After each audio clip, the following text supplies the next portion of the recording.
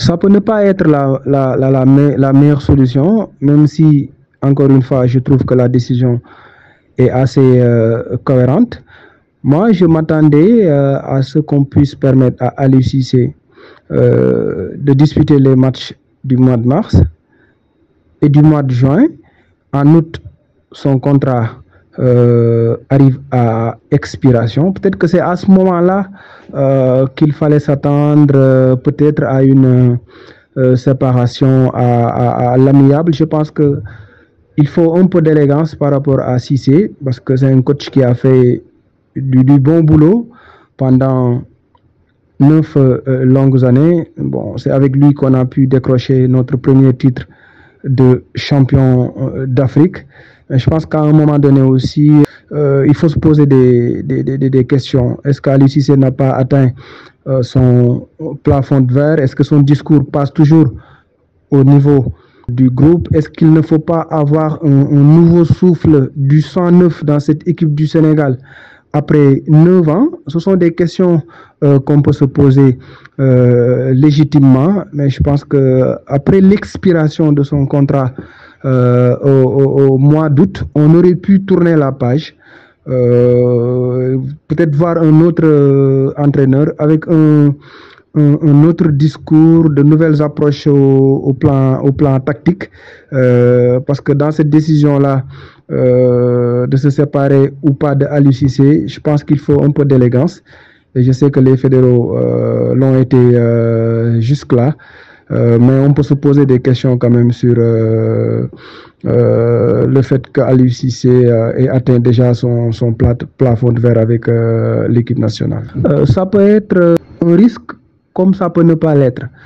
Si aujourd'hui Aliou Cissé gagne ses 2 matchs au mois de juin, se qualifie à la CAN et fait un très bon résultat à la prochaine CAN au Maroc en 2025 et se qualifie à la Coupe du Monde, bon, tout le monde va dire que le choix de la fédération n'a pas été un choix risqué.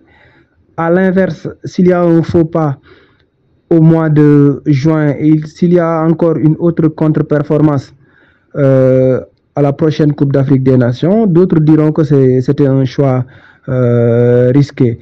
Mais l'un dans l'autre, dès l'instant qu'Aliou Cissé a été reconduit pour le moment, on prend note, mais mon point de vue est que ce staff d'Aliou Cissé doit être étoffé davantage, parce que ça a été une demande de beaucoup d'observateurs depuis plusieurs années. Je trouve que le banc du Sénégal n'est pas très bien étoffé. Maintenant, les staffs modernes, ce sont des staffs élargis avec beaucoup de profils. Regardez le banc de l'équipe ivoirienne qui a été sacrée champion d'Afrique.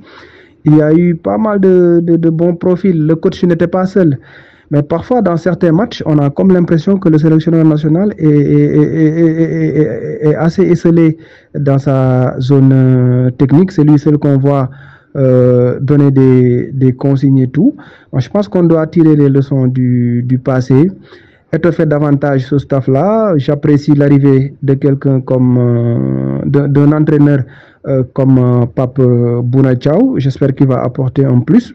Mais il faut aller beaucoup plus loin, amener d'autres profils pour qu'ils puissent aider le coach dans certains matchs difficiles. Le constat est que dans les big matchs, dans les matchs décisifs en général, le coach n'a pas su faire les bons choix, le coach n'a pas su avoir les bonnes approches tactiques, il n'a pas pu parfois faire les bons changements.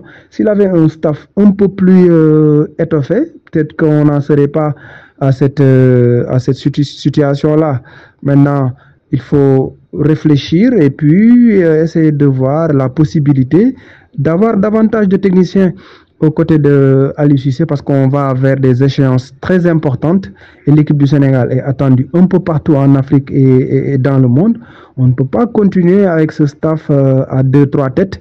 Il faut maintenant avoir beaucoup plus de profils pour pouvoir apporter des réponses tactiques à toutes les équations qui seront posées à cette équipe du Sénégal. On attendait la décision de la Fédération sénégalaise de football concernant Aliou Cissé après la CAN 2023. Il y a eu beaucoup de supputations, beaucoup de critiques aussi.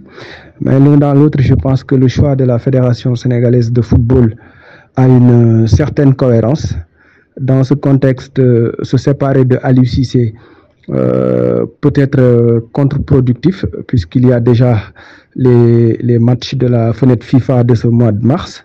Il faut une certaine remobilisation des troupes avant les 2 matchs très importants du mois de juin en éliminatoire de la Coupe du Monde face à la République démocratique du Congo ici à Dakar, et puis le déplacement en Mauritanie. Ce sont 2 matchs importants. Donc dans ce contexte-là, se séparer du sélectionneur national allait être contre-productif de mon point de vue.